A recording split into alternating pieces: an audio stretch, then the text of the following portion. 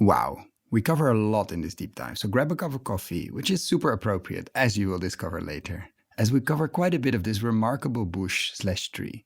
Fascinating from a carbon perspective and really interesting from a potential margin perspective.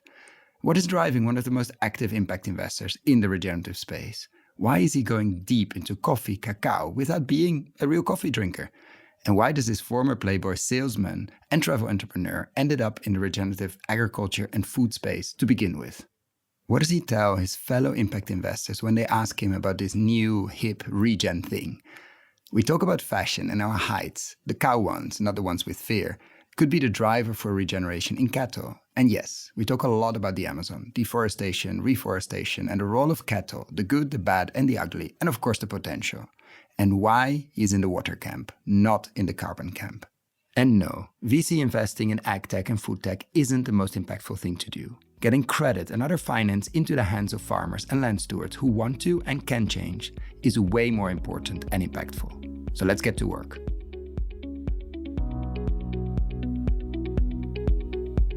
This is the Investing in Regenerative Agriculture and Food podcast, investing as if the planet mattered, where we talk to the pioneers in the regenerative food and agriculture space to learn more on how to put our money to work to regenerate soil, people, local communities, and ecosystems while making an appropriate and fair return. Why my focus on soil and regeneration? Because so many of the pressing issues we face today have their roots in how we treat our land and our sea, grow our food, what we eat, where and consume. And it's time that we as investors, big and small, and consumers start paying much more attention to the dirt/soil underneath our feet. To make it easy for fans to support our work, we launched our membership community, and so many of you have joined us as a member. Thank you. If our work created value for you, and if you have the means, and only if you have the means, consider joining us. Find out more on gumroad.com/investing-in-regen-ag. That is gumroad.com/investing-in-regen-ag, or find the link below.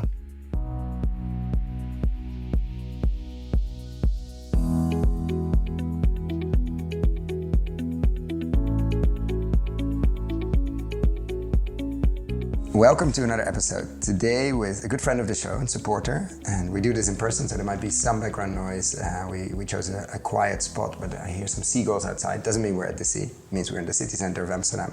And I'm very happy to be joined by Fernando, who's an entrepreneur, impact investor, and runs a Brazilian family office, but has a base here in the Netherlands to do a lot of the work as well. So I caught you at a quiet moment in one of your many, many travels. You spent a lot of months abroad learning. You share a lot on LinkedIn. I will definitely put that in the show notes as well. Fascinating stories on carbon, on coffee, on cattle, and a lot of other things. So thank you for joining us today here and share a bit more about your journey. Well, it's a pleasure. I followed the show for a long time, so it's really good to be here and happy to have a conversation. Yeah, you know the drill. We like to start with a personal question. How do you spend... I sort of tweaked it recently. Usually it's like, why do you spend so much time on soil, your career? Mm-hmm. But I've noticed with people that it's almost better to ask it, like, how come you spend most of your awake hours thinking about food systems change, agriculture, smallholder farmers, soil? Like, how come that became more than work, and it's not even a passion? Like it's really driven by a purpose. Like how did that turn out to be? Did you were bitten by a bug at some point, like the soil bug? Was it a gradual transition? And yeah, let's unpack that part of it. Yeah, no. So for me, it was quite of a long ride. My background is business, and so I worked for corporates. I worked for the beer industry. I set up my own company at some point. I was marketing manager for Playboy magazine in Brazil, so I was not doing very impactful stuff, so to say. I mean, there's an argument there on impact. Yeah, maybe the net positive side is to be discussed, but yeah. Yeah, so you knew how to sell things, which is very useful. Yeah, so I have this marketing sales background, and at one point in my life, after exiting my own business, I was studying at INSEAD, doing my executive MBA, and then just working a lot on my inner development, my self-development piece. And it was a story of regeneration. So how do I come from being a stressed entrepreneur, almost burning out, almost working myself to death, to really connecting to myself again, to my body again, and looking at my health and starting regenerating myself. Was it triggered by the sale already before, by the exit? Like what triggers that feeling, okay, I have to work on my, like, I know many entrepreneurs as well that are happy with the super stress and they take a holiday every now and then they're sort of fine and still they work whatever hours in the week and they just never get to that point, maybe a really severe burnout, but they never get to the point that they might take that inner journey. Like what, was it always there? Like what triggered that inner journey? Like, okay, I need to work on myself because I have a problem or problems, or actually I'm I could live better in a better way. Like what was the reasoning behind, okay, I need to look inwards and not just sell Playboys? Yeah, I had this kind of a awakening moment while I was driving. I had a live marketing agency in Brazil, and then we won this prize of doing the best international incentive program, whatever. It was with Beardorf, Nivea, like big client. And then I saw this picture of myself in a magazine holding this stupid crocodile trophy, was the award, with my business partner, and I looked obese. I was 15 kilos more than I'm now. I was swollen. I was a disaster. So I was in my early 30s, and I saw myself almost with 55 years old on that picture. And I said, what the hell am I doing, you know? Were you happy when you got the award? Like that, when they took the picture on that stage where... because you look at yourself later from another angle, which is unique because somebody took a picture, but mostly we can't do that. But at that moment itself, when they gave you the crocodile? Yeah, for sure, but it was the typical moment of you're also always seeking for something, and when you get there, it's empty, no? So this is the typical moment of someone who's just driving on fifth gear all the time as an entrepreneur. And then while I was in INSEAD, I tapped, and it was funny that happened in a business school. I had this really interesting professor, Neil Bearden, who was teaching the decision-making class, and he will make you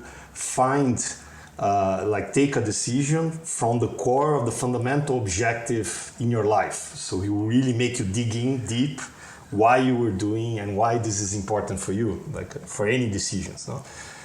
And then working with him, I tapped into Eastern philosophy that led me to, I was already doing meditation for a long time. And I think that was one thing that sparked the awakening moment. And then in INSEAD, I had finally the time to work with myself. I was not running a business like crazy anymore. I was just studying and just doing the work. And then I reconnected to nature, because this was the thing in my childhood. In my childhood, I was super connected to nature. Everybody thought I was going to be a biologist. I even thought about going and studying agriculture, but then I went to business just because being cool was more important when I was young than doing something that was closer to my heart, my purpose. And then when I tapped into this nature piece, it was almost like I received a calling that I needed to do something for the planet, for the forest, and was very linked to nature. So the beginning of our journey in impact was really, can I move from being the crazy entrepreneur who's driving things to be more an enabler, kind of an investor, now that I have the capital? Because coincidentally, on the same year, my father had a liquidity event. His health company in Brazil was much larger than my small startup. And then he had the capital, we formed the family office, and we kind of together made this pledge that we were going to invest this in something meaningful for the planet. And the beginning of the thesis was, can we find businesses that grow in partnership with nature? This is where we started. And as I started drilling down and seeing that food systems was the biggest leverage to achieve the environmental impact I wanted, once I discovered the story around soils and regenerative agriculture, it completely clicked. Do you remember like soil and agriculture and food when those words sort of click together, or is that much more normal if you come from a nature background in Brazil and like I remember when I saw soil and food for the first time, and I was like, but that's not something, maybe now, but let's say they did teach you in school that the first 6 inches of topsoil is probably the most important thing we have. Like, do you remember when that clicked in place? Yeah, so I was already, as we were starting to do direct deals in impact, The first deal we did here in the Netherlands when we started Meraki Impact was in packaging. So it was like already related to food. Didn't go so well, but another conversation. But then as I started exploring deals in food, and I wanted to learn from people who knew what they were doing, I got connected to Commonland, which is an important foundation doing landscape restoration here. And I was really blown away by the work they were doing. I did a course they had with Erasmus University around regenerative agriculture, and that completely clicked. And immediately, weeks later, I was in their Spanish project, talking to farmers like Alfonso from La Junquera, looking at La Mendereza and all these things, and really eager to do an investment on that side. And then the first investment we did immediately after was Wide Open Agriculture, which is the Australian project that came out of Commonwealth. So it was really funny. The first deal we did in regenerative agriculture was on the other side of the world, opposite from as Brazil. Far as you can, get away almost. And we still haven't had Wide Open Ag on the show. We'll have Dirty Clean Food, like their spin-off now, soon. And also Willem Verweda, the founder of Common Land, soon as well. So there are a lot of connections. Yeah, you should Ben and Maas, the founders there. They have remarkable stories to share. And so you started making investments, and then what? You're based here in Amsterdam. You have a Brazilian family office. How do you navigate that? Or how do you, like, some direct deals? I know from experience, or I've seen that many times, like it's quite time consuming to do a lot of direct deals. Like how did those few experiments at the beginning then shape, let's say, the rest of the family office journey? Like what were big next steps in that? Yeah, it was through trial and error. This is how I normally operate. I found out in this journey that I'm horrible at picking direct deals because I get too enthusiastic. This is just who I am. I'm a visionary, so it's very easy for an entrepreneur to tell me his vision, and I'll be building a whole business on top of his vision, even though that's not the business he wants to build.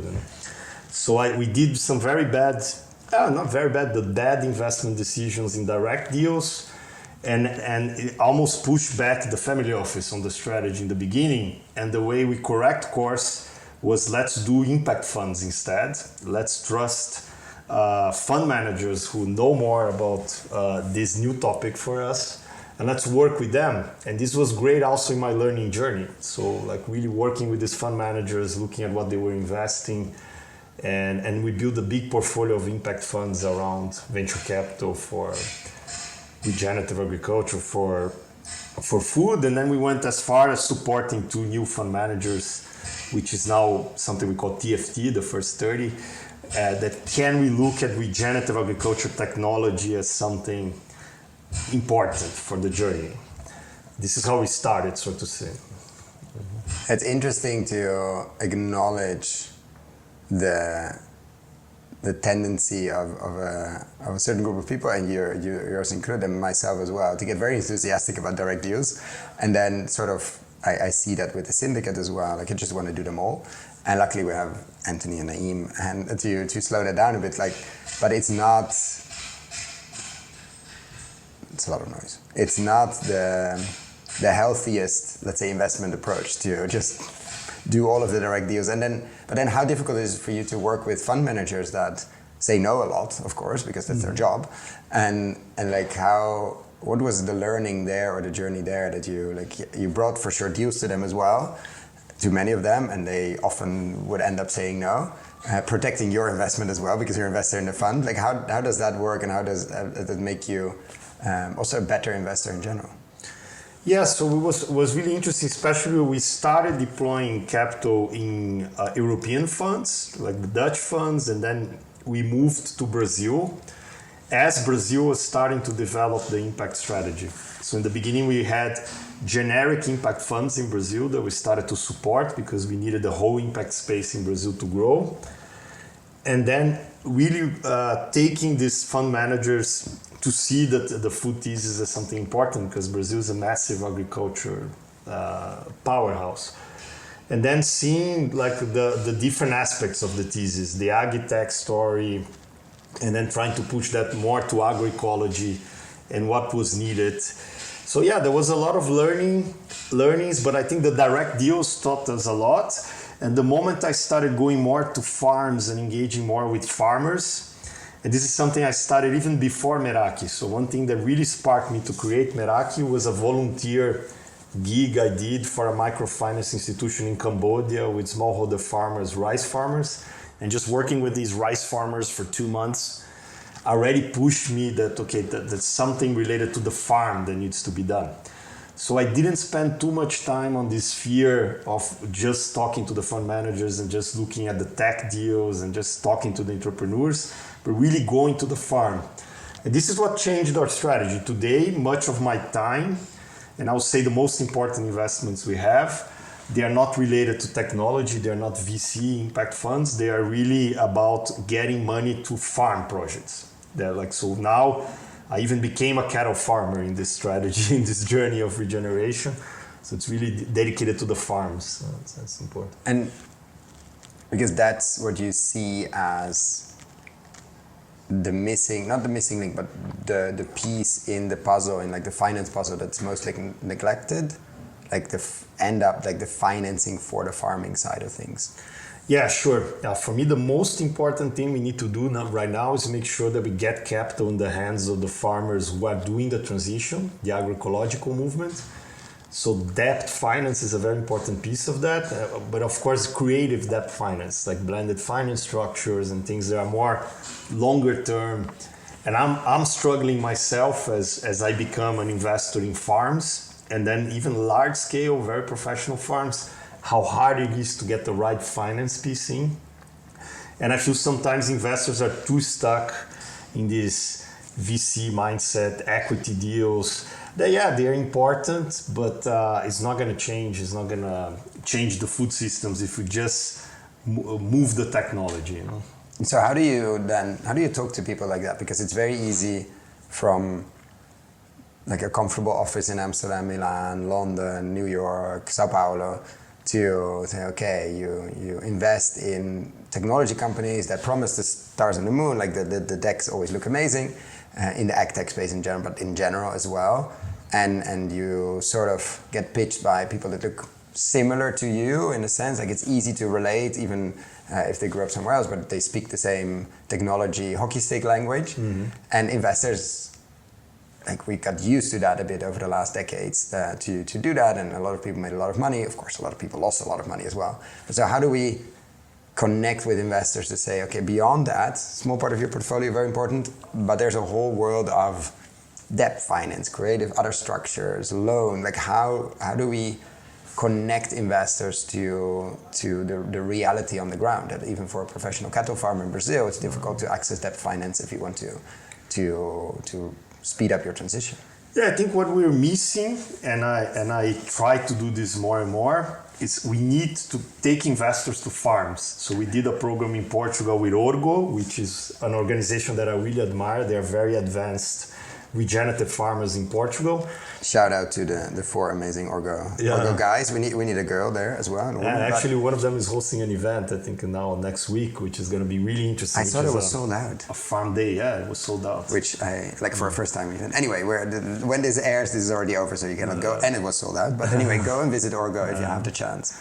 Yeah, and then it's interesting when you take an investor to a farm and they understand the beauty and the complexity of regenerative farm, and then you show them, okay, this is a monoculture farm, which is usually something that they're more familiar with. And this is what a regenerative farm, even a farming transition looks like. It switches things around, you know.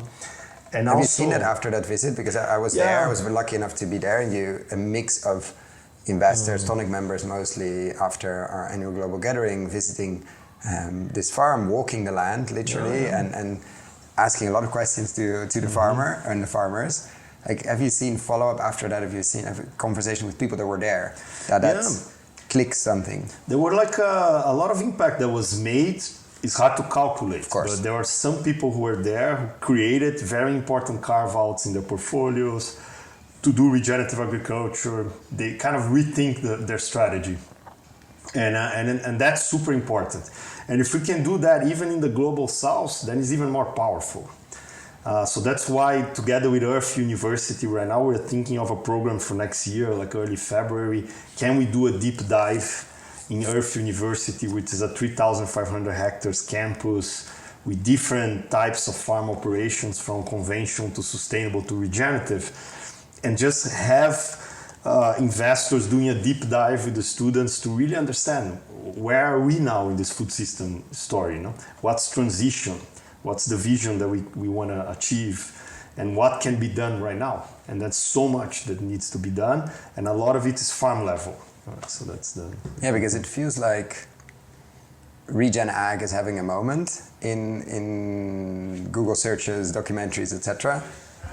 But it hardly ever feels like holistic enough. In like you mentioned agroecology, and Regen Ag agroecology has been around for way longer. I think it's a bigger umbrella term. It goes way deeper than Regen Ag. Like the sort of simple form of Regen Ag that now making around, oh, you're also interested in Regen Ag. I'm like, yeah, like it worries me a bit because it misses a lot of the depth. Like if we do a bit of no-till or low-till, then we're fine. But at the same time, I welcome more people into the tent because we need way more people to, like, how are those conversations when you have them? Because they seek you often. We've had conversations about this. It's one of the reasons you supported the video course. Thank you for that too.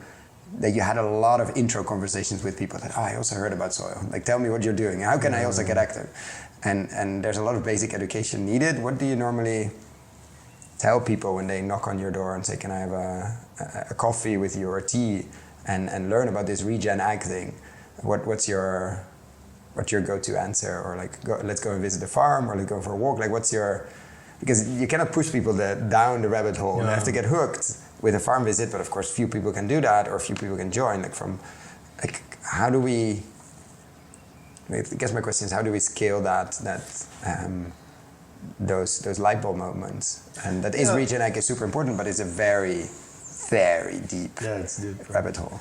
Yeah, it has to start with a philosophical conversation, and it has to do with how nature works. And then we have this complete division of like humanity and nature today, which is an issue, and we tend to build models. They're all based on scarcity. They're all based on efficiency, scarcity, everything, capitalism, socialism, everything we do tend to go to these lenses. And regenerative agriculture flips the things around, because now you show that it's possible. It's been possible forever, but now we're starting to make this more mainstream, that you can produce coffee or cacao or an apple or whatever in a way that your soil is getting better as you produce. So now we have the opportunity to get to a point in time where drinking coffee is gonna help the climate, if we do coffee the right way. And then you have crops like cacao that today are villain of deforestation. They are linked to massive tragedy in Africa of deforestation, and they shouldn't, because cacao is a plant that comes from the forest, and then if it's done right in an agroforestry system, it can become a climate solution. So that's the beautiful story of it. And okay, so you share that story with someone, and they either buy it and go, okay, like show me, or the scarcity mindset of an investor kicks in and says, yeah, but then how do we feed the world? Or how does that work in terms of the competition mindset and scarcity? Like the pie is only this big and it's getting smaller. What do you tell them? I'm asking for a friend, aka me, because we get that question all the time. Of course, you can see almost that, you can see in their eyes of people that like they want to believe that. They haven't seen it, so they think maybe it's naive and it's like it's a lot of hippie talk. Like, okay, but how do we counter that narrative of feeding the world and scarcity? Yeah, there's a lot of confusion among investors, among everyone, but it's crucial in investors around organic and regenerative. So this story is interesting. So people immediately they come with "we cannot feed the world" narrative, because they think organic. And this is actually not true. Also, the organic. But that doesn't help your explanation when you say actually what you believe is not true, and it's even better like that. That sort of. But it's true. But people go like, by definition, it's less. Yeah. So one thing that eases the conversation, especially like one thing how I got my business partner to pledged that all his 16,000, used to be 20,000 hectares, we can do a regenerative strategy. He's saying, look, I'm not talking organic here. Eventually, when the system goes abundance, yes, it's gonna be natural that we do organic path. But regenerative agriculture is about looking at the system right now and trying to work in a way that the soil is going to improve. And we have to do this with steps. So I think a good analogy that is done, when I was talking to this amazing professor, Professor Elias von Katje, he mentioned that around coffee. He says it's almost like you're getting a drug addict and you're telling him tomorrow, you're not gonna do drugs anymore, you're gonna go vegan, you're gonna start practicing yoga, and we're gonna do that, all of that in one day, if you go organic right from the get-go. No? So the way you need to do is can you start improving, increasing the complexity? Can you start adding some trees, legume trees that are gonna help with nitrogen soil? And then as you take it step by step, the system starts regenerating. And this is how we start getting a win-win of ecosystem services and more profit. And the more profit is more related to reducing costs. And this we do as we start not needing so much pesticides, not needing so much chemical fertilizers. So that's the road. You know? But to convince investors, many times I bring to the table also VC deals, because now you have the space of biostimulants, you have all the fungi startups, and then there's amazing stories right there. You have business innovation stories, fintech stories, you have other stories you can also show that this regen ag space is massive. And it's interesting, the addiction analogy, which of course could mean you can also go cold turkey if you have the means, and you probably would go faster, but you need very good transition finance to get you through a number of years, and you're going to have explosion of weeds, you're going to have a lot of unexpected, because especially trees, but plants and soils that have been that's fed unnatural or a lot of inputs, chemical inputs, they're going to take a while to respond, and they might die. Like there's not it's not an easy ride off. But what you're saying, and let's get to your Brazilian side of things, like what are you doing in Brazil at the moment, apart from investing in impact funds and in general? Like you became a cattle farmer. How did that happen? Yeah, so I was really close to this other family office from Brazil too, that they had in their portfolio large conventional cattle farms in the state of Mato Grosso. So this is the heart of agribusiness in Brazil. And they were not proud about this operation. And I see this more and more, like with Brazilian wealthy families. So just to paint a picture, because it's an audio medium, when you say a large conventional cattle farm, what should we picture? Yeah, like picture 16,000 hectares, like the size of the city of Amsterdam, more or less. It's massive. And it was done, so you have a lot of like grass-fed beef done in a very inefficient way, a lot of deforestation, of course, and just like an operation that yields a 5% return if it's done very professionally. You know? And these guys, they were doing management-wise professionally. They were in that road of professionalizing the operation. And then the regenerative agriculture piece entered. First, I was just trying to catalyze the impact. So we got some people together. It started with Felipe from Renature. And then we had Preta Terra guys coming, Embrapa. Look out for touching the mic, yeah.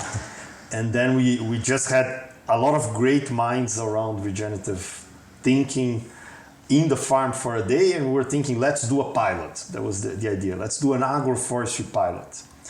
And then that led to my partner from Luxor, Agro, telling me, okay, how about we get a 1,200 hectares farm that we have here today, which is kind of a degraded farm that we're not using too much, and you buy half of that farm, and then we do a joint venture, and then we do a 50-50 then you can play there. New project.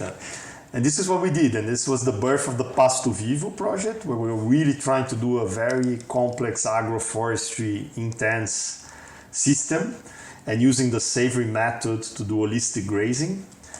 Because that's the entry point, right? Because in this case, like relatively efficient grazing, like, is that also the entry point to say, okay, we're with regen practice or with practices that hopefully regenerate, we're going to reduce costs, or is that in cattle less of a thing? Is it more we're going to improve output, or like when you go into it, okay, we're going to use holistic managed grazing, holistic management decisions. Is that the output side or more the input side? Because I don't know, in cattle, in a semi-professionally run cattle operation, is the cost a big issue, the input?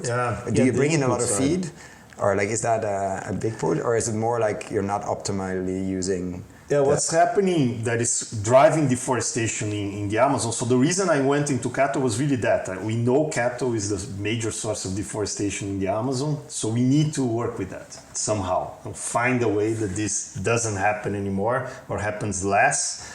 And also the soybeans part is important and it came later. But when is it that comes in soybeans, just to like, does it usually follow after the cattle? Yeah, after a while. right after, and then it's even worse because the few trees that are still standing in the pasture land, they all go, because you need to pass the machines. Yeah, it's just massive. But then when it comes to cattle, conventional cattle, what happens?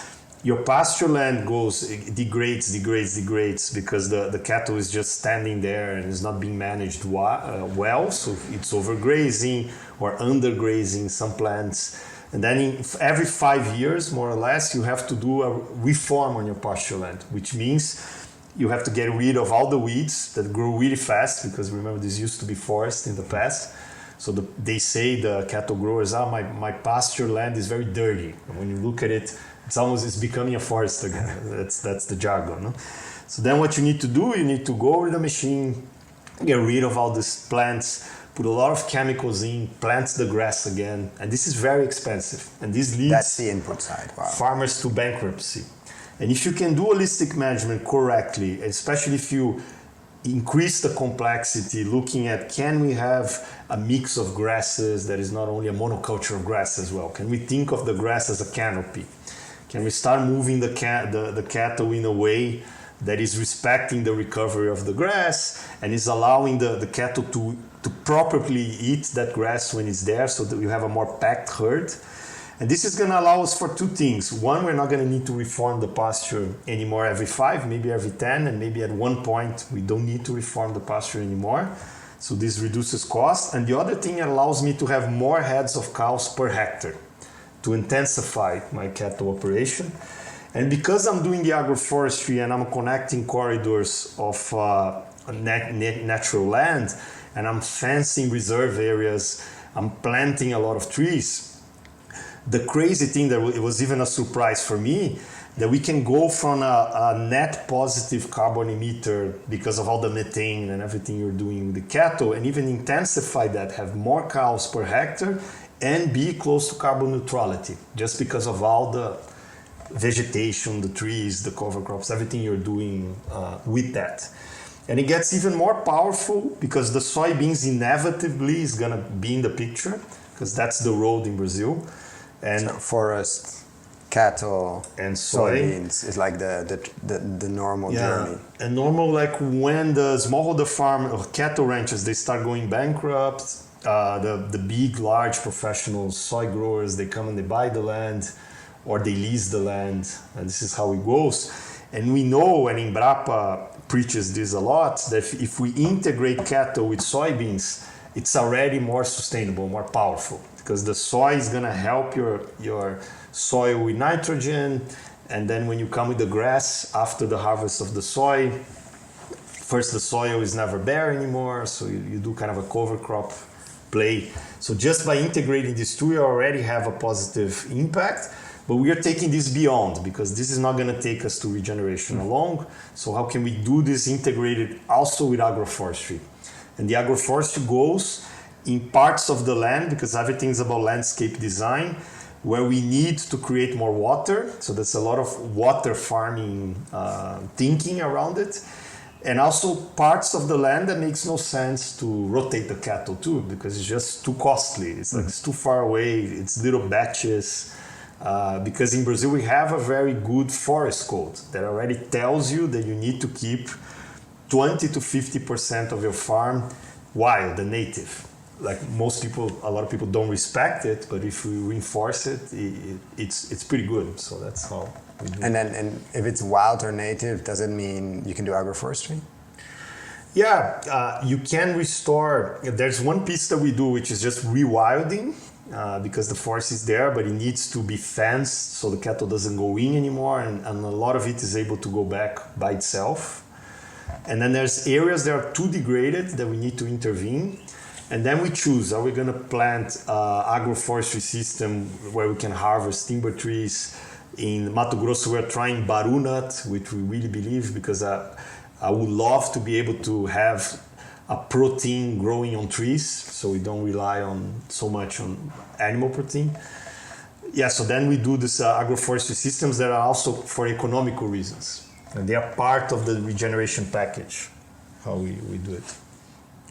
And so how is it now? Like you said, we convinced the family office, we set up this sort of carve out basically of the farm, and it became a joint venture. Like how on board, like what are the results until now, and how on board is the other half of the joint venture? Yeah, it was super interesting road. At the beginning, we were trying to make this Pasto Vivo as a standalone profitable company in the 1,200 hectares. It was a big journey because the first designs we tried of agroforestry, they didn't do so well, and this is the normal learning journey of adapting the design to the reality of the location. They were also too costly because they were more complex. So we went on a road of simplifying them and really rethinking how we do that. But as we do that, the 1,200 hectares already became net negative carbon emitters. We just got the report from Radical, and I was positively surprised with that.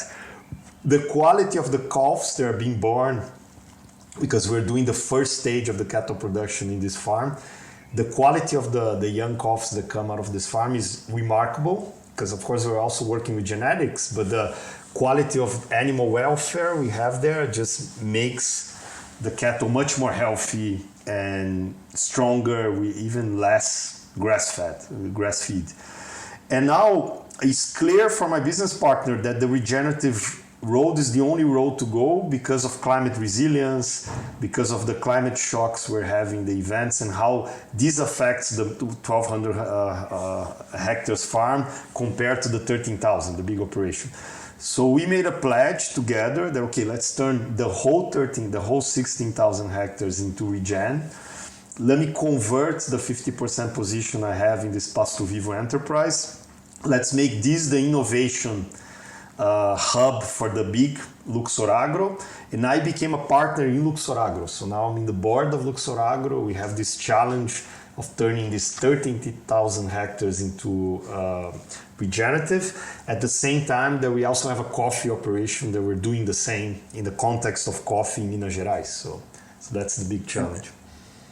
And then what is the biggest challenge of scaling or replicating something that hasn't been completely figured out yet? Like you're in the beginning of a journey of Pasto Vivo, then get the opportunity to 6x it. No, yeah, almost. And so, or at least 4 or 5. Like how do you do that? How do you, what technology do you need? Or how do you even start when you come to the conclusion, okay, actually this seems to be working, let's do it on 13,000. Like what's the biggest barrier? Yeah, we were very lucky to have the right people on the right time. So the key is like the farm manager that we have today, Leandro, working at Pasto Vivo. He's just a perfect combination of a farmer and a scientist in one person. So it's really rare. So talent is something that is a gap, and it's a bottleneck for regeneration. So we need regenerative talent. And in this case, we're lucky enough to find. So he's leading Pasto Vivo as an innovation hub. Everything that we figure out that works in this smaller farm, we turn into a product, a manual, and a training, and a set of practices. So what we did already was, okay, holistic management with the support of the Savory Institute is working in this São Benedito farm, the 1,200 hectares, the Pasto Vivo farm. And now Leandro trained all the ranchers from the 13,000 hectares. How many people is that? Yeah, we had like the supervisors, because you have all the chain of command of like a regular cattle farm. And then we had like 22 people going through this training. And then you have different levels of management. How does it land? As in, they can see the different, like they can easily travel. Of course, it's the size of Amsterdam, but they can see in their own backyard. Yeah. But still, it's a radical transition from overgrazing and understocked. Yeah, so that was the interesting part of it, that in the beginning you say, okay, there's going to be a lot of resistance because these guys, they've been cattle ranchers for generations. They're not going to like what we're doing. But because the training is done by a guy who speaks their language, who is a farmer, who is doing the work, and they get the training on the farm and they see the difference of the pasture land and the animals, the effect was much better than we expected. Of course, we have to take it also slowly in the sense that we cannot completely implement and start intensifying the amount of cattle on the herds, and just because ideally we want to move 1 or 2 herds in the whole farm. And today that's not what happens. We're doing pasture rotation, but there's many herds and many different. So ideally we want to do that, but then we have to go little by little. In the beginning, it's all about they understanding that they have to have a grazing plan. They have to know and plan where the animals are going to be. Days, yeah. And they have to start being able to read the land. So then you have these ranchers coming down from their horses, kneeling down, and then looking at the canopy of grass, and it's remarkable. And they have nature sensitivity because they live there in nature much more than we do. So it's not that impossible, not like it's a journey. And then this goes for everything we do. So the agroforestry designs, we had a multiple of them. In the Pasto Vivo project, Leandro has flexibility together with Felipe, who is our Chief Regenerative Officer. They are thinking of new designs and trying them.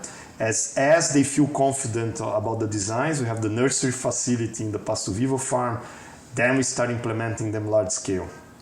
And now we are in this process of hiring a forest manager for the large farm with a whole team to start implementing the agroforestry systems large scale. And then there's so much you have to do. A lot of it is about fencing the farm. It's bringing the water to the pasture land. So it's just endless work on the journey. Coming back to that investor piece, actually, like, have you brought investors there, local investors from outside as well, to really see what regeneration at scale means? Yeah, now we have a lot of them knocking on our doors. So you have nature-based solutions companies in Brazil, some of them way ahead of us, who are becoming even hype deals, And you start having massive funds trying to deploy investments in these strategies. Some of them, they want to do equity, but they have no clue how they're going to be a partner in a farm project. Yeah. They don't want to hold the land. And then another ones are debt finance, but it's still with a very traditional. So there's a lot of confusion still in the market. And now we are getting visitors from institutional investors, all types of investors. And the question right now is, we are being very diligent that the first step of this project, for the next 3 years, we have to make the farms that we own lighthouse farms, using the concept of Wageningen University. We have to make these farms like a reality of the vision that we have before we start saying we can operate neighbors, we can train neighbors, we can spread this, because that's ultimately the goal. I want to take this outside of our farms, because to do only on our farms is not going to make an impact. We have to. Yeah, but you don't want to go around, and we've seen that many times, teaching things that you're not really sure about yet, then it goes wrong. Exactly. And then people are like, this regen thing doesn't work. Like, exactly. Yeah, but it was out of the context. And I mean, that's the big danger. Seeing that something works on your farm doesn't mean it works on somebody else's, and doesn't mean it works in the context because they don't have Leandro.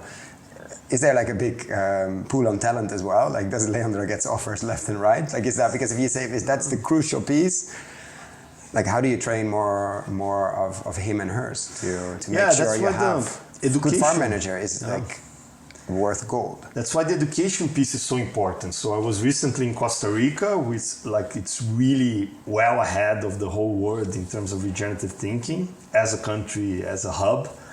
And there I met Edward Miller, from the founder of UCI, and he's tackling the education piece. So UCI is an online platform to train everything from rangers to an army of regenerators, he says. So he's a really interesting guy you should have in the podcast, because he has a lot of more experience than I do in this field.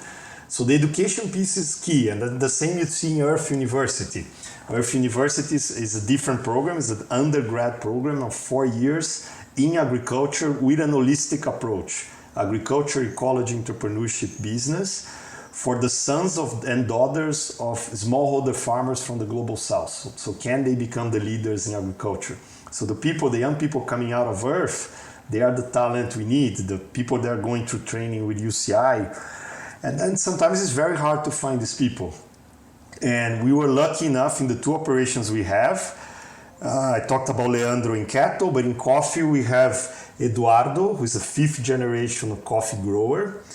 And he already had the regenerative mindset from his own experience and him coming to Europe to study about coffee and getting in touch with coffee growers from all over the world. Hilarious that you come to Europe to study coffee. He went to I think it was the Lilly School in Italy. In Trieste. And then he started experimenting with agroforestry in his own way. And then this is when we decided through Luxor to invest and really capitalize this design and try to create kind of an operation of coffee that is regenerative.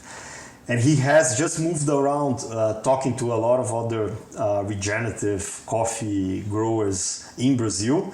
And what he found out, the regenerative thinking is there. There's a lot of farmers doing different things. They are not talking to each other. The knowledge is not being shared. You have Katia with like a 23 years experimenting agroforestry in coffee with 7 different designs that found out scientifically what really works. And we want this knowledge to get to the Brazilian growers, and this is not happening for some reason. So there's something there that can be done. So let's talk about the coffee one. We talked about the Pasto Vivo. What made you, apart from Eduardo, decide to step into coffee? Yeah, Luxor had already done this move when we started working together, and I feel the coffee is the most exciting thing we have as a business, as an investment. Why? Because for me, coffee is so powerful on the agroforestry I thought as a plant system. medicine, and it's also quite an addictive drug. Yeah, also. I used not to drink coffee, now I started because, I knew that. I'm invested in a coffee company. We need to... How was your first cup? Yeah, actually, for 2 years ago, I was only in tea. And now I drink coffee every day. I start noticing the difference. So it's a whole journey. And what's interesting about coffee is that coffee, it's a product, a crop, where you already have a market for specialty coffee. And the specialty coffee gets even more powerful with the environmental story, the agroforestry coffee, that also influences the taste of the coffee. So there you have willingness to pay premiums for regeneration that we don't have in cattle and we don't have in soy because we're just doing commodity. So for me, coffee and cacao are the low-hanging fruits to invest farm level in regenerative agriculture. So that's for me, that's a very powerful piece. Came to that conclusion after the investment or before? Like, did you start looking for coffee investments, or did it come out of the last few years? Okay, you see there's a market willing to pay, there's a story, and there's a very strong regeneration story, as you talked before as well. Like, coffee can be integrated in a lot of things. Or like, did you start looking, did you start mapping different crops and say, okay, where is commodity the least powerful and where can we intervene and what can be grown? No, it was from, I was already invested and then I got really in touch. I had to learn from it. And it was really by visiting operations all over the world as I go on my learning journey. And I went to a lot of cacao farms. Like the first time I was really in touch with learning agroforestry techniques was in a cacao farm. So cacao and coffee, for me, they go together on this road. For me, it's easier to tell the agroforestry story with these 2 crops. And I see a massive business opportunity in these 2 crops. And the business opportunity is around disrupting the big traders that today own the market, crush the farmers, and sell this like crop that it's an amazing crop. Cacao is a sacred crop from the Mayas, no? and it was something that was related to health, to opening your heart. And now they turn this into the shitty, sugary nonsense. product nonsense. And the same with coffee, they over roast, and then we have this. It's full of nutrients if you do it in the right way and if you roast it in the right way. And I think now we are already there in these two crops where you have a market disrupting the big traders, the big companies, allowing the farmers to access directly the specialty roasters and even the specialty chocolate makers in Europe, in US. So there's something to be done in this field, and it's easier to operate on that than the soy. Other challenges we have around soy. If you want to do that on sugar cane, if you want to do that on wheat, it's always more difficult. It needs to be done, but it's more difficult. Yeah, no, the wheat one, we invested in Wild Farm, they will be on the show, but there are exceptions. Like making wheat sexy is not very easy. Making coffee sexy, we've done, and cacao as well. And there's a luxury piece we were talking before recording. Like it's much easier somehow, it seems, for somebody to treat themselves on a luxury. Like $2.50 coffee becomes a €3 or a $3.50 with a really good story and a really deep environmental impact and a really important part from the carbon perspective. We can talk about that, but like people seem to be doing that. Like we somehow got used to spending that money, and 10 years ago we weren't. But for that money you can get a really good quality coffee and actually pay the farmer really well, which is interesting from a small amount. And so how important is the coffee in the carbon counting and in diverse agroforestry systems? Yeah, for me, it's a super strong climate story, because you can also make the claim, okay, but we're talking about food, coffee, is it really food? Not really food, chocolate. But then when you go to the climate angle, we have the opportunity of like removing a lot of carbon from the atmosphere if we do these two crops right. And other crops around it, I'm imagining. These are diverse, with which maybe tackles the food question as well. Like, are you feeding people, or are you making people caffeine drunk? Because as you increase complexity, especially in the story of cacao is very interesting. When you do that, you increase the complexity. You do these agroforestry systems. Cacao, it has to be done by smallholder farmers. It's handpicked. There's no really other way to do that. And then when you do agroforestry with cacao as a cash crop, you can allow the farmer also to feed his family from whatever else you're building around the cacao to support the cacao. You can also work with timber, you can work with different things.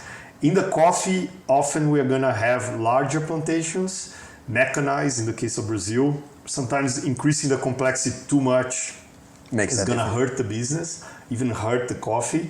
So you have to find a middle ground, and this is what the Kati experiment showed. And then it's more about putting legume trees, shading the coffee a bit, creating more climate resilience, working with cover crops. So that's the whole story around it. And then when you look at carbon story, it's really powerful. So today when we take our coffee farm, 270 hectares, in transition to agroforestry, is a net positive emitter. And then when we take the report that was done recently by Radical, which is expanding the regenerative agriculture model that we have, the design for the whole farm. As we finish this transition, so we look in 10 years, what's going to look like, it becomes a massive carbon pump. It's just like the numbers are pretty remarkable. Because what's the driver there? Is it the complexity of more life on the farm? Like, because you have it's a current coffee operation that is in transition. Like what's the big driver on the carbon side? Yeah, so you have a few drivers. So the coffee tree, as the tree is already removing carbon, but as you start adding cover crops, you add more diversity underneath the trees. You have the shade trees, the agroforestry. You just add more trees. You restore the native land. You rewild the reserves around rivers. You connect. You create biodiversity corridors. All this is adding to the carbon account. And on top of that, as you start doing that, the first result you get is on reduction of pesticides, because you start having more natural pest control. Which already is interesting, just to double click on that. For many people, I think, that are not in farming, like investors, even the pesticide story, like most insects are beneficial. I think for every one there are 7 or 17 ones. And so the fact that you spray everything hurts your operation. In many cases, it's not possible to do it without. But if you start integrating biodiversity, actually, it's interesting that the first thing that moves is the pesticides, because you actually get way more beneficial insects that will take care of a lot of other things. This sounds naive and sounds too good to be true, but you see that in reality every day, which means biodiversity has a cost, which is actually the pesticide cost. Yeah. Like if you could reverse it, that's a big save, because it's very expensive. Yeah, it's not very only for expensive. health, but also just financially. For everything, and also we forget that biodiversity and carbon completely correlated. There's carbon in all the insects, in every life we have. So if we spray and we kill all the insects, this is also going away as carbon storage. And then we also have the story around fertilizers. So as we start doing these systems, we start also replacing and reducing the use of chemical fertilizers.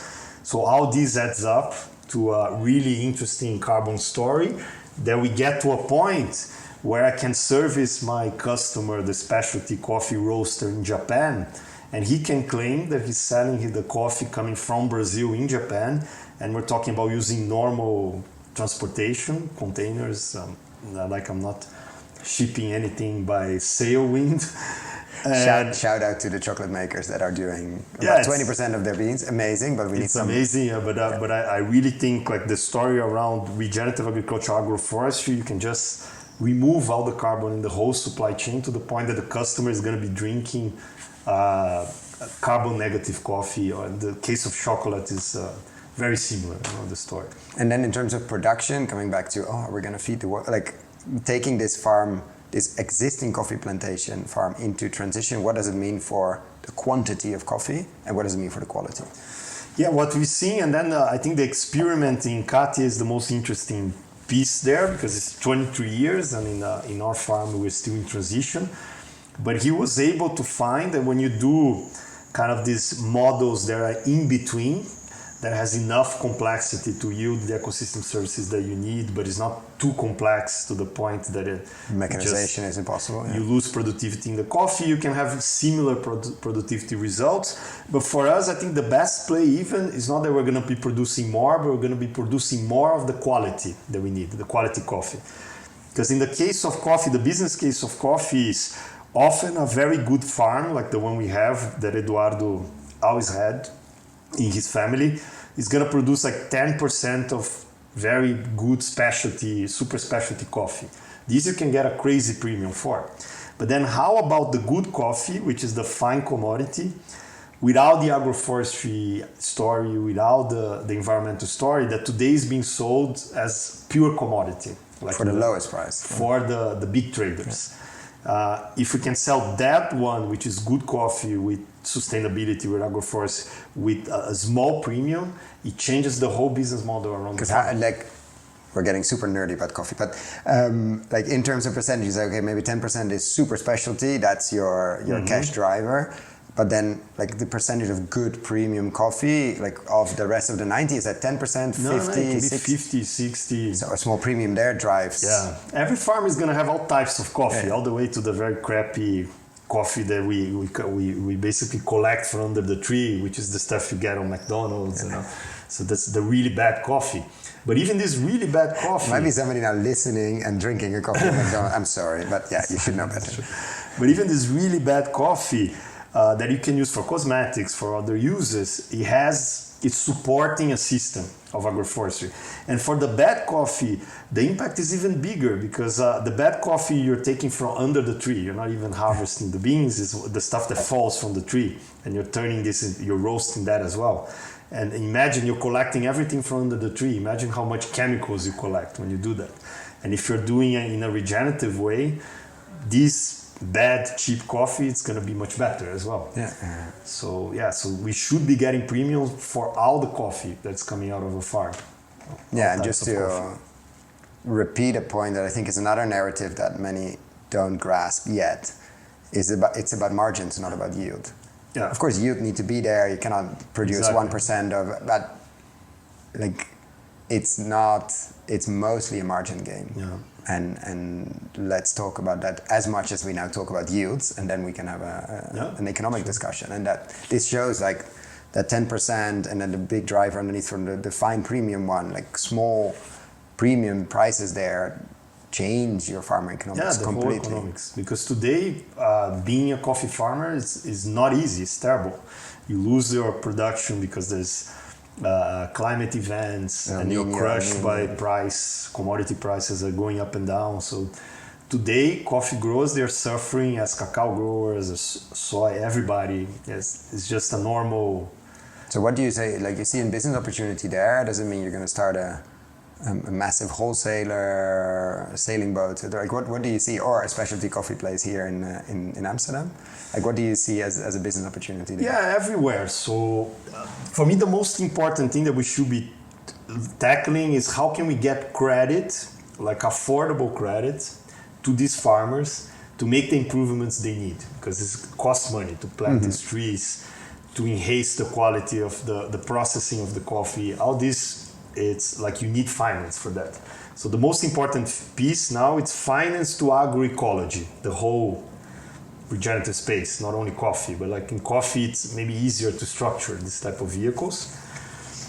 And then, so there's like the farm level thing that is disrupting the traders, disrupting the middleman, the commercial play around allowing these farmers to access the specialty markets and the markets in Europe. And then you have interesting business cases like the one of Wakuli, which is the Dutch company that we recently did a soft due diligence on, which is really, can we create a structure where we pay fair amounts to the growers directly from Latin America and Africa. We make their coffee with the regenerative or sustainability story to come along. And because we're doing that, we're cutting the traders, we are able to get this coffee, which is the fine commodity coffee. You don't even have to go to the crazy specialty, to a fair price for the consumer in Amsterdam. So these Wakuli guys, they went retail now. They started with online business. Now you see their stores all over Amsterdam popping up. And they proudly say, look, this is the only place you can buy a €3 coffee cup cappuccino. And it's a sustainable, fair trade. It's a sustainable coffee. You cannot say it's regenerative. Yeah, they're gonna get there, I think. But it's an interesting business opportunity, I feel. And so, what do you like? How difficult is it now? Like, how do you circumvent? Because the market seems to be there. Like, the specialty coffee market has exploded, and like, how difficult is it to get around to traders? Like, is it super complex? You're saying we're selling in Japan, in Europe, and in the US. Like, how easy is it to get it here? Yeah, the hard thing is that today we have Eduardo, who speaks fluent English and is a respected figure in the coffee space, trying to network, go to events, and reach out to these traders directly.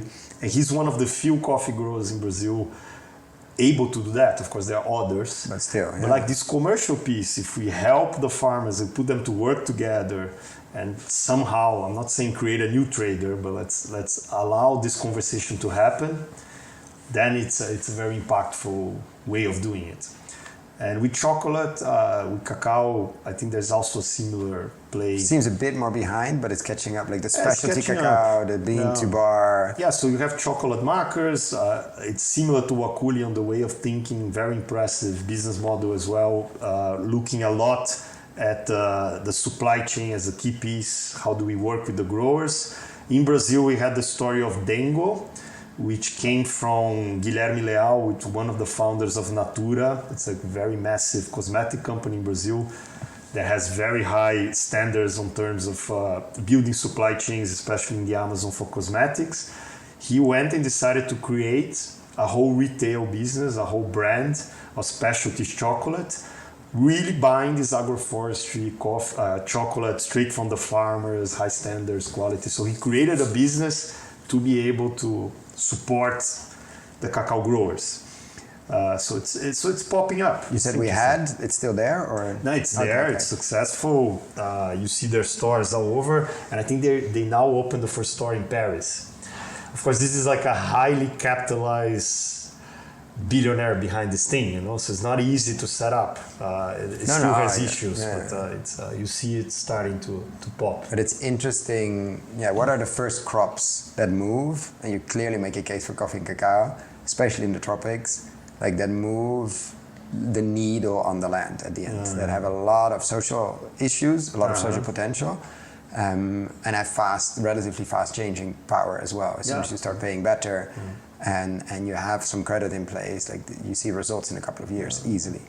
And so the question we'd like to ask, like let's say we're here in Amsterdam, or we're in London or in Sao Paulo, and we do this in a live setting, and we have a room full of investors. I mean, you've talked to many in your journey as well, with a room full of people that are managing their own wealth or someone else's wealth. We do this on stage, so people are hopefully inspired after the evening, but of course they can't remember everything. What if there's only one thing that they remember? If there's one seed you want to plant in their minds, that the next day when they go back to work, they sit at their desk and have to choose company left or company A or company B, or they have to make decisions like that. What's the thing you want them to remember from this evening?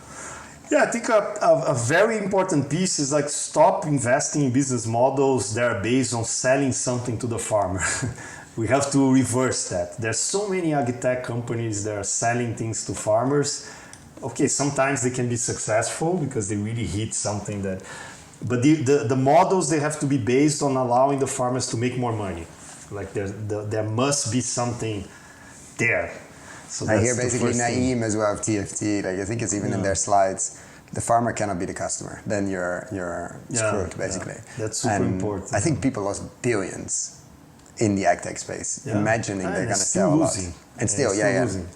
So like there's an overwhelming amount of agri-tech companies, startups, scale-ups trying to enter the Brazilian market with solutions of every crazy way, from precision ag, from like many things for the farmers, platforms, and so it's complex. And then the other thing I would tell investors, like take a careful look on this credit story. We need to allow the money to get to. You're not talking about carbon or biodiversity or water credits. You're literally loans. Yeah, so that's super important. And there's a strong argument that I think should be made around climate mitigation capital. Like now we just had this massive disastrous flood in Brazil, in the south of Brazil. So a massive city, it's called Porto Alegre, it's completely flooded for 10 days and destroyed.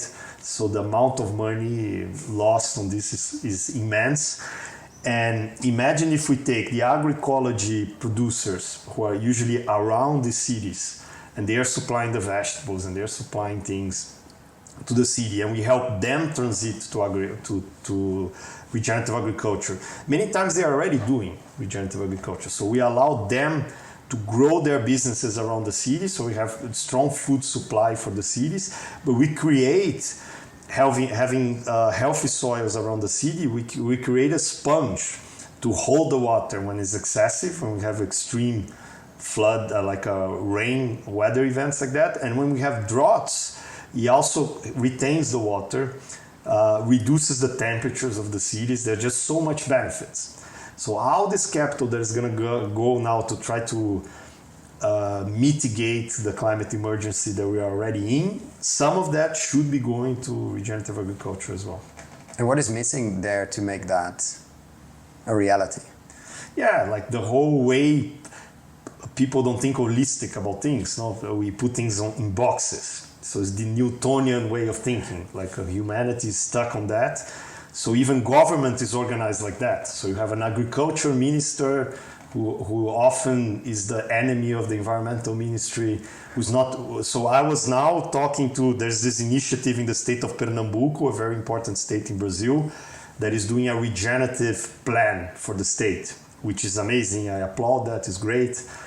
The environmental minister is driving that. But then my talk with them was really, okay, everything has to be integrated. It's about sustainable living. It's about rethinking the city. It's about the water. It's about the people, because also you have to look at the biodiversity of people living in the city and what are all the systems and how everything is interconnected. You cannot do a regenerative plan for a city that is only looking at environment. So it's not going to work, So that's what's missing. We have to start seeing the relationship between things that we put in different boxes. And do you think technology can help there? Yeah, for sure. Especially monitoring technology. Imagine one day, space monitoring is getting better and better. Yesterday I was actually looking at this satellite monitoring technologies, how they're evolving, and now you get a lot of water data from the soil from above, from space, which is remarkable, amazing. No? And then when we start looking at things from space, it gives us a different perspective, landscape approach. So yeah, I think maybe monitoring, it's an important piece. And flipping the question, what if you had $1 billion? I don't know how much that is in Brazilian, but like if you had a significant amount of money, it's not crazy. It's absolutely crazy in one person, but let's say you have to put that to work. With current inflation rates, like I maybe have to add a zero at some point. But the question is still, what would you do if you had to put $1 billion to work? And it could be very long term. Doesn't have to be. We're not in the crazy VC 7-8 years cycle, but still, it had to be put to work. What would you prioritize? What would you focus on? I'm not looking for exact amounts. I'm looking for what would be your top areas of, okay, I would definitely try to put it to work in X, Y, Z.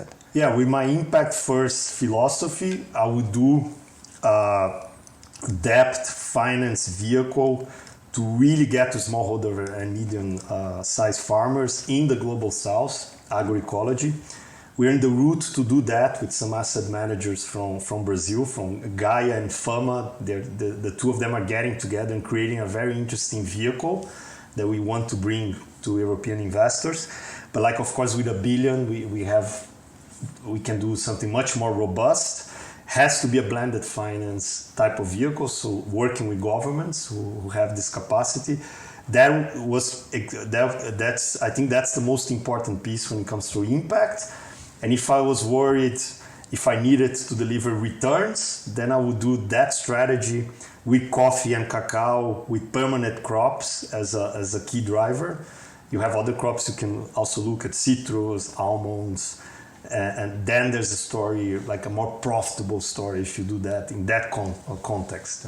And how important are the offtake agreements or like the buying side of things there to drive the credit? Like, does the credit come first or the offtake? Or because if you keep acting and playing in the commodity markets, like, does credit still make sense as well, or is it just not profitable enough for credit to step in?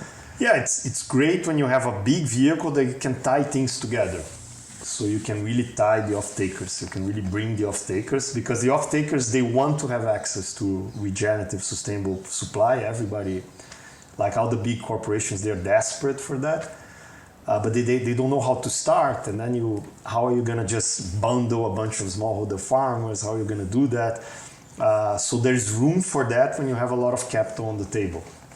And definitely that's something, the large corporates, they don't want to pay for the transition, but they are willing to give off-taking agreements. So like in cattle, for instance, I'm trying to use the fashion industry as a driver, because these guys are way ahead. So if you talk to Timberland, they have a plan for leather that can help the cattle industry, because if you go to the beef industry, then you have these three massive companies, jokers, who are trying to do business as usual. Of course, they have initiatives, but it's so bad. They need to disrupt their business to be able to go sustainable.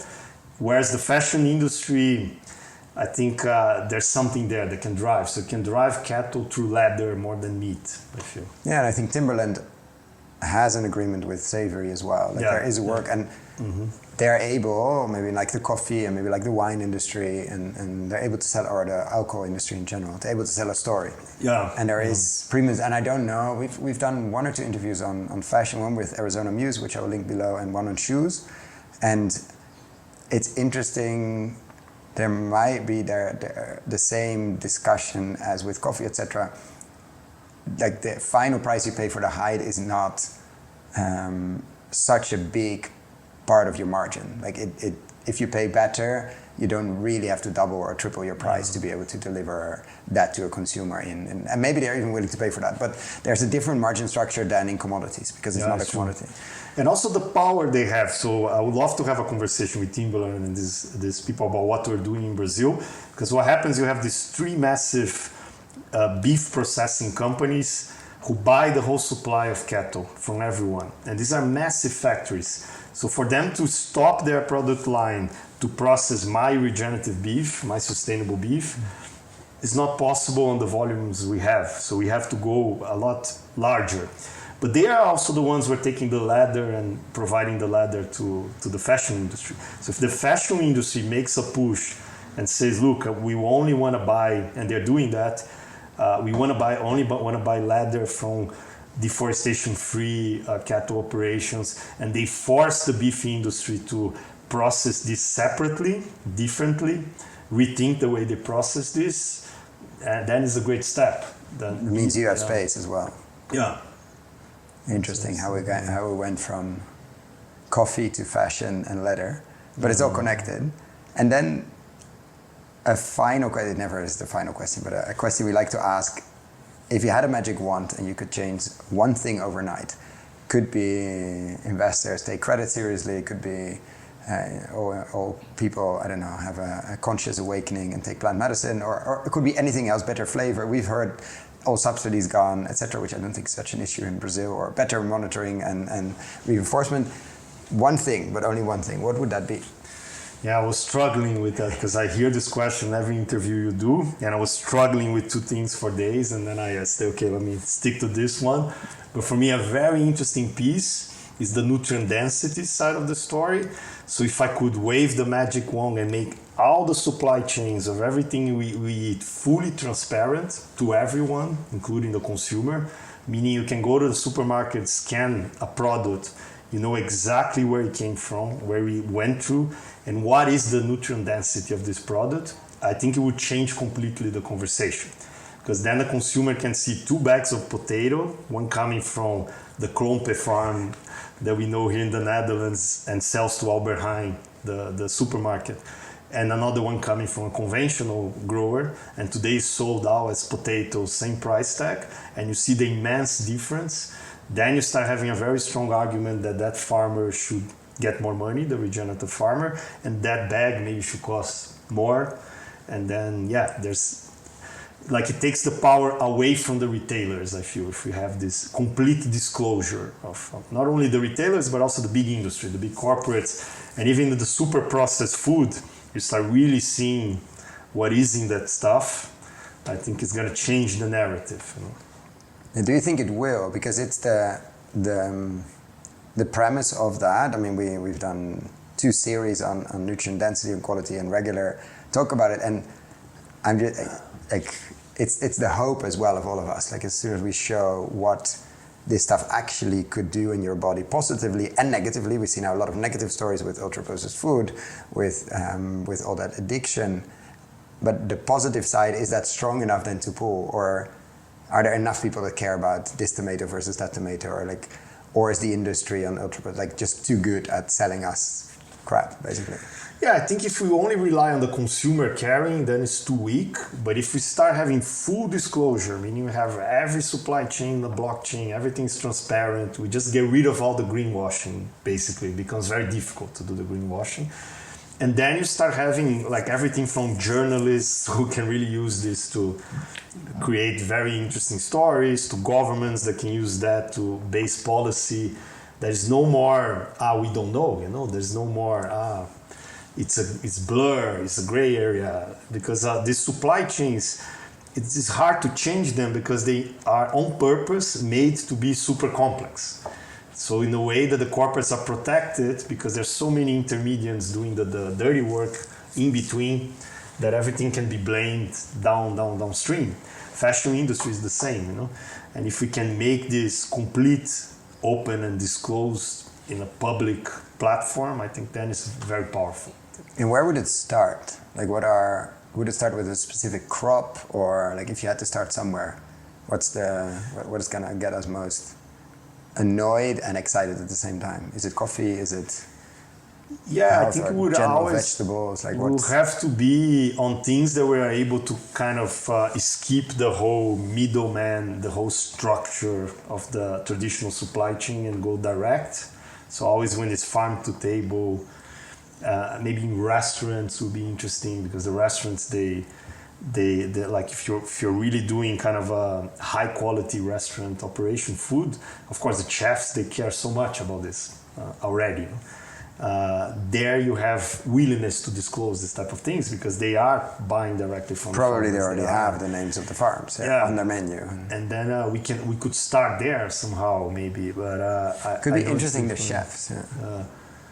I know it's super difficult, but like if we had this information out there in the face of everyone, things will start moving. Like I think that will be important, and also on the monitoring side. Like for me, a lot of the issues we have with regenerative agriculture is very easy to create fake news or create unresolved stories because of the lack of transparency in what's happening. So my second magic wand, if I can mention that, would be really that the satellite technology goes so far ahead, even science fiction way, that we are able to monitor biodiversity in soil above and below ground from space, and water and all the ecosystem services. And this is also open source, completely disclosed. I think it will make a huge difference that we really understand what's there in this land in terms of biodiversity. So I think everything is about making things, information completely transparent to make things move. And that triggered actually a potentially final question, but we like to ask a question John Kemp likes to ask as well in a slightly different way. And this way we can ask for two different groups. Let's say and where do you think differently, or what do you believe that others don't believe to be true? And in this case, the others, let's say, in the impact investing world, like if you come to tonic gatherings, you're often there, PIM, CREO, etc. Like when you talk to fellow impact investors, where you think fundamentally different? Yeah, so I mentioned the organic regenerative story. And then another one that's very strong for me is the carbon versus water narrative. So I'm on the water field and most investors are on the carbon field. So everybody's obsessed about carbon, how carbon emissions, and you have the project Drown Down saying that regenerative agriculture is a waste of time. You have... Why do you deal with cattle? Yeah, you have all this, so then you have the vegan investors, let's just get rid of livestock because it emits too much carbon. And I'll be looking more interested on the water story. So I think the power of regenerative agriculture is that we are able to create more water.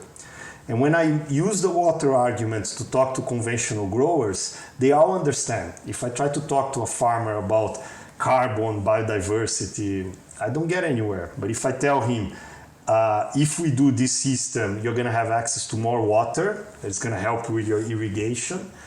And water is also from the ecosystem services one that, at least in the tropics, comes back faster and is badly needed. For everything we talked about in climate mitigation, it's the basis of life. So instead of doing carbon farming, let's try to do water farming. I think it's a much more relevant and impactful way of looking at regenerative agriculture. And does it land in the investor circles when you say, and carbon and water are like, we're not saying carbon is not important, like water and carbon are super correlated. Very correlated. Yeah. But maybe the driver or the one in the driver's seat should be water, not carbon. Yeah. It's a nice passenger, but not the chauffeur. I feel it's even easier to measure the water, than the carbon, because it's so controversial.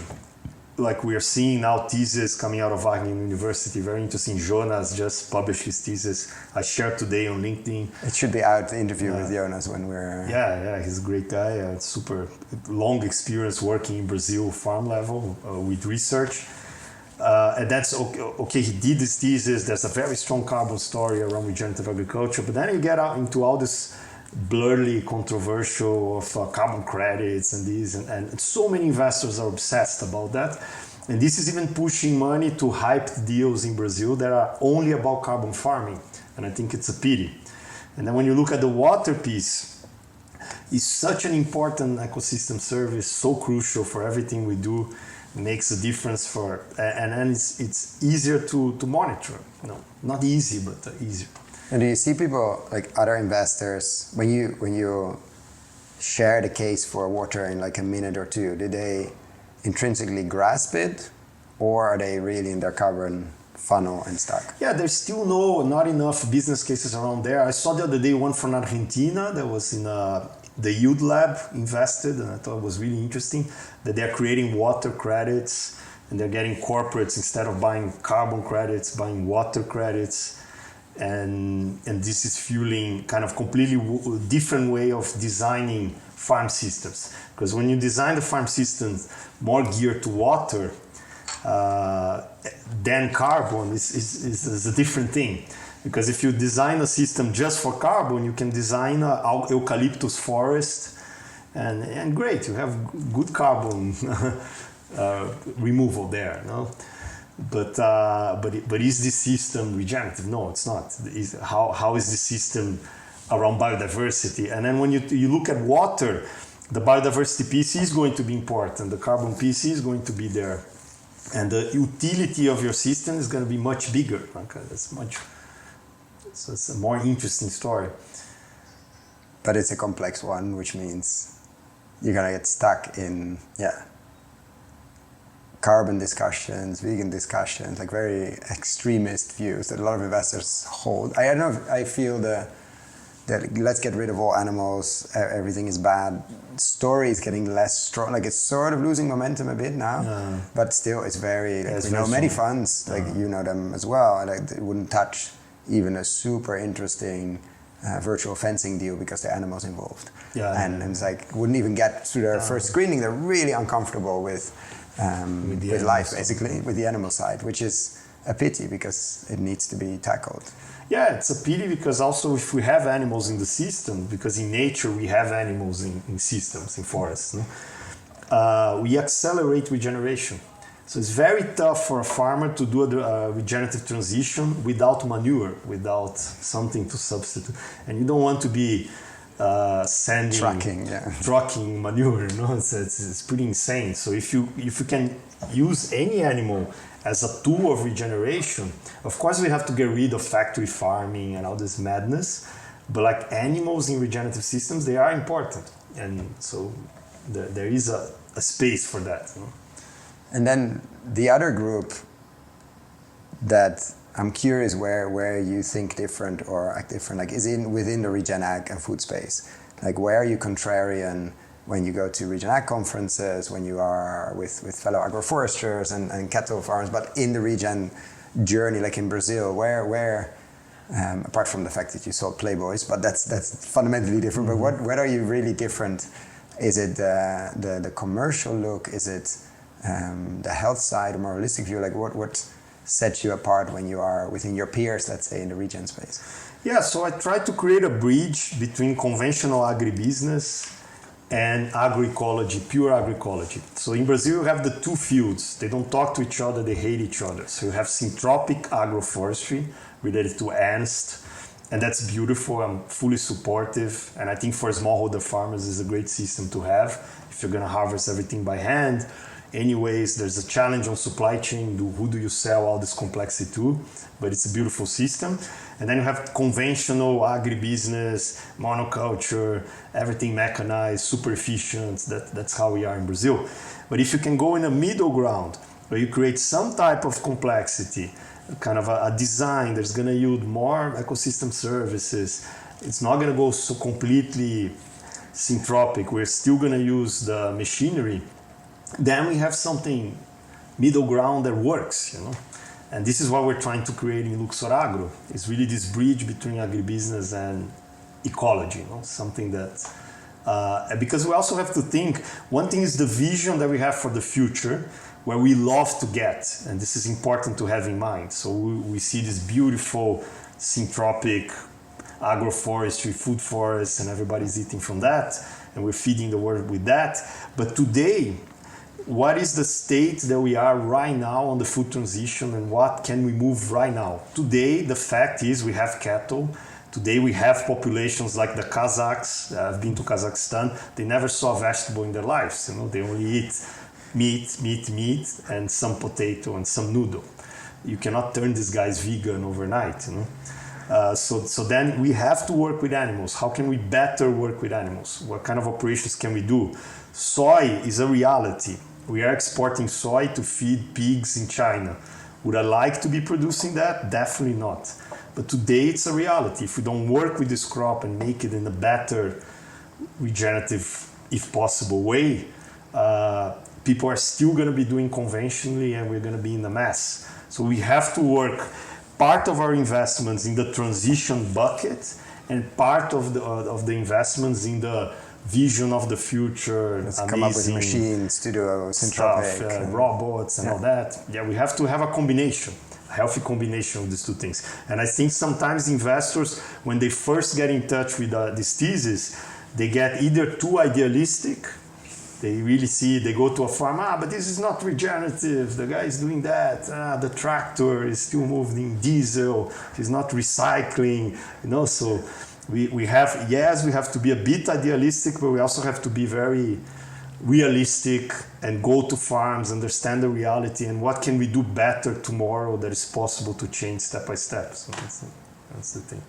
And has this journey, especially the regen bit, or the regen piece over the last years and maybe more than half a decade, made you more optimistic or less? That's tricky. It's super tricky.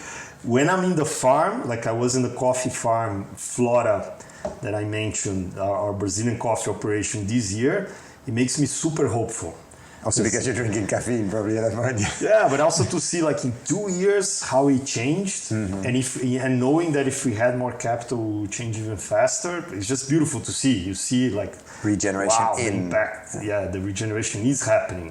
And I go to Costa Rica, I see same things going on, and I see all these universities, and I see the whole Costa Rica story. All this gives me a lot of hope, but in the same time, it's the desperate feeling that, people are still stuck in old models, people are reinvesting in fossil fuels, and then you just have all these climate disasters happening and people losing harvest. Like this year, we had a massive loss on our soy that affected the cash flows. Like we had like a 7 million reais loss on the cash flow in Luxor Agro. That is making us review our plans because we need this money to do the transition.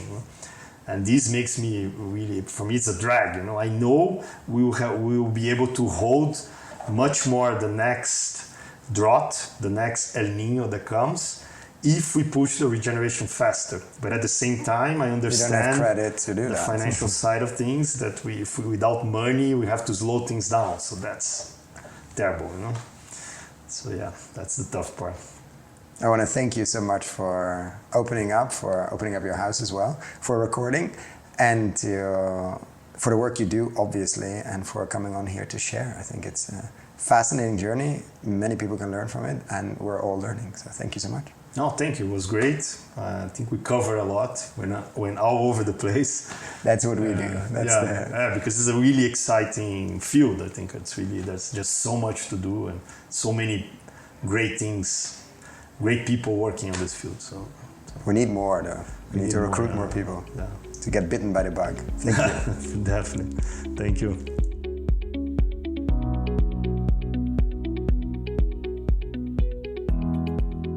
Thank you so much for listening all the way to the end. For the show notes and links we discussed in this episode, check out our website, investinginregenerativeagriculture.com/posts.